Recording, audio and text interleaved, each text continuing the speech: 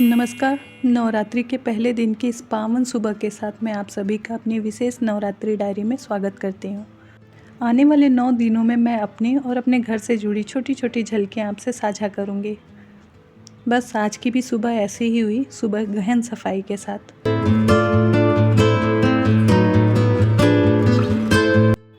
घर में हम दोनों जनी फास्ट रहते हैं। रियांश स्कूल चले गए थे। मेरा काम यही था कि पहले मैं सफाई कर लूँ ताकि भोग और प्रसाद की चीज़ें क्लियर कर सकूं।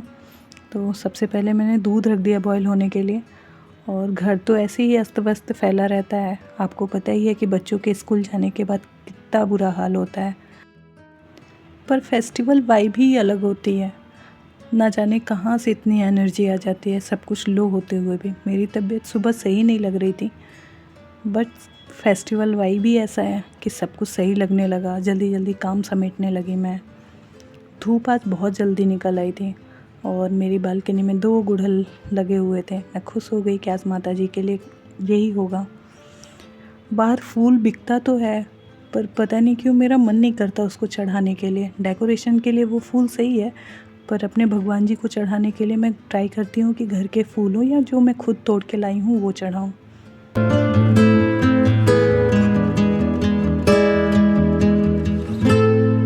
आज से नवरात्रि स्टार्ट हो रही है, इसलिए मैंने सारे कमरों में, रियांश के कमरे में और अपने कमरे में बेडशीट चेंज कर दिया और बेडशीट हटा दिया था मैंने। फिर मैंने लगे हाथ मशीन लगा दिया कि इधर कपड़े भी धुलते रहें और बाकी क्लीनिंग भी एक साइड से मैं समेटती रहूँ।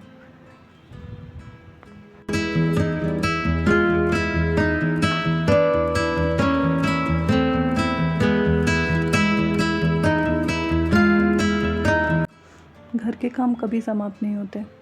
इन 10 सालों में मुझे ये बात तो समझ में आ ही गई है, पर इन 10 सालों ने बहुत कुछ सिखाया भी है। अगर इन कामों में आप अपने लिए कुछ नहीं कर रहे हैं तो इनका कोई अस्थायी मूल नहीं है। जब हम शादी करके एक नए परिवार में आते हैं तो सबको खुश रखने की कोशिश करते हैं, लेकिन अगर आज आप अपने परिवार के किसी सदस्य से पूछिए कि मैं जब पहली बार आई थी तो कौन सा तोहफ़ा लेके आई थी, किसके साथ मैंने कौन सी सेवा की थी, किसको मैंने क्या दिया था, तो शायद किसी को नहीं याद होगा, लेकिन आपको सब याद होगा कि आपने सबसे प्यारी साड़ी उठा के किसे दी थी, जिसे आपको पहनने का बहुत मन था पर आप पहन भी नहीं पाई थी।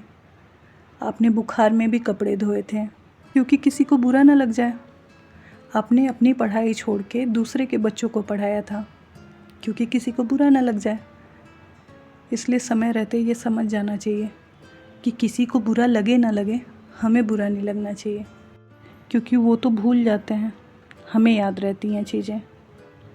गंवाई तो हमने ही हैं। चलो, बहुत हो गई ज्ञान की बातें।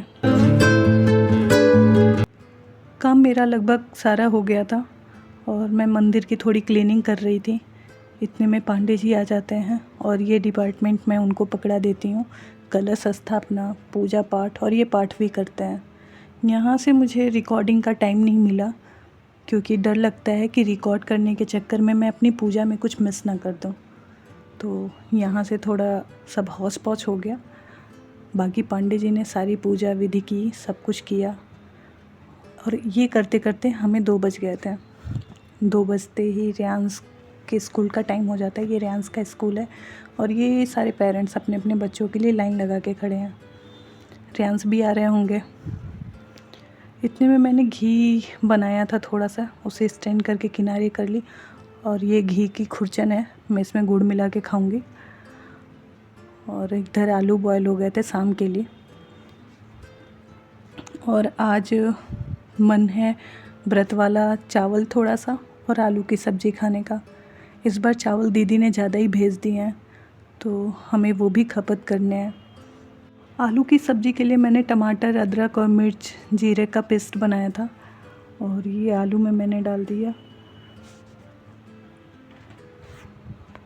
पांडे जी अपनी चटनी की व्यवस्था में लगे हुए थे। 9 दिनों के लिए हम एक स्पेशल चटनी खाते हैं जिसके लिए मूंगफली, तिल दोनों रोस्ट कर रहे हैं। इधर मैं सब्जी में लगी हुई थी, वो मूंगफली रोस्ट कर रहे थे।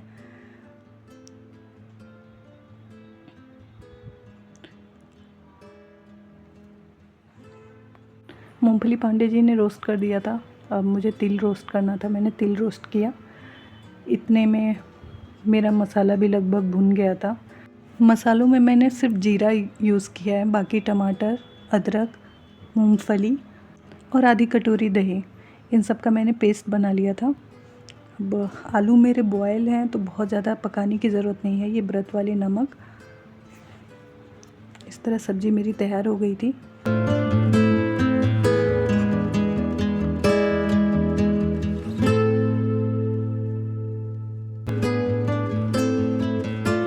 इधर मेरा तिल रोस्ट हो चुका था और पांडे जी ने मूंगफली को साफ़ कर दिया था, छिलके हटा दिए थे। तिल को भी मैंने इसी में रख दिया ठंडा होने के लिए। और इधर पांडे जी को मैंने ड्यूटी दिया था कि आप ज़रा मिर्चियों को चीरा लगा दीजिए, मिर्ची छूने में मुझे बहुत डर लगता है। और रियांस यहीं बगल में बैठ के अपना होमवर्क कर रहे थे। इतने में मैंने व्रत वाले चावल धुल ले।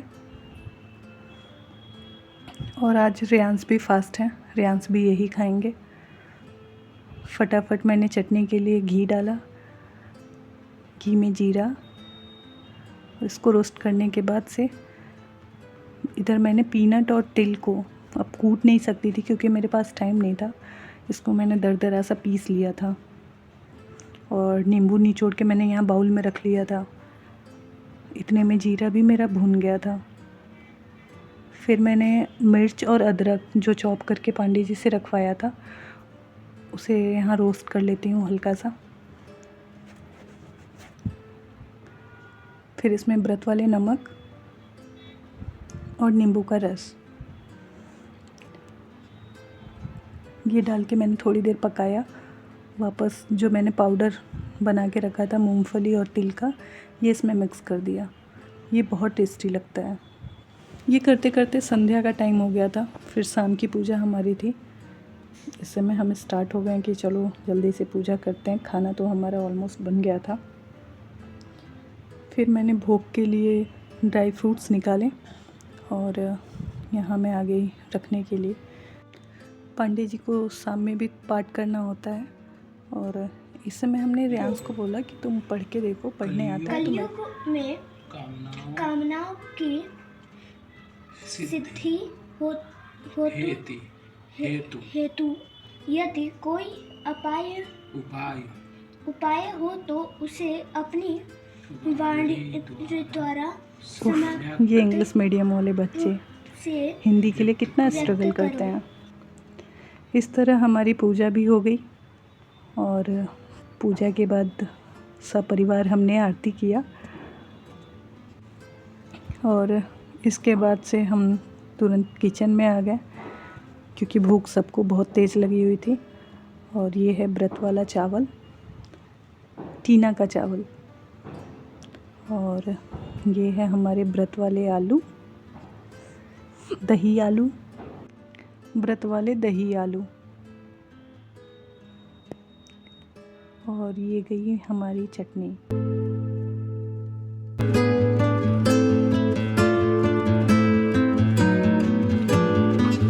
इस तरह पहली थाली बन के आती है रियांस के पास। रियांस अपना फलाहार कर रहे हैं व्रत वाला। मुझे डर था इन्हें अच्छा नहीं लगेगा, पर अच्छा लगा। तो कुछ इस प्रकार हमारा नवरातन का पहला दिन गया। मिलते हैं नेक्स्ट ब्लॉग में।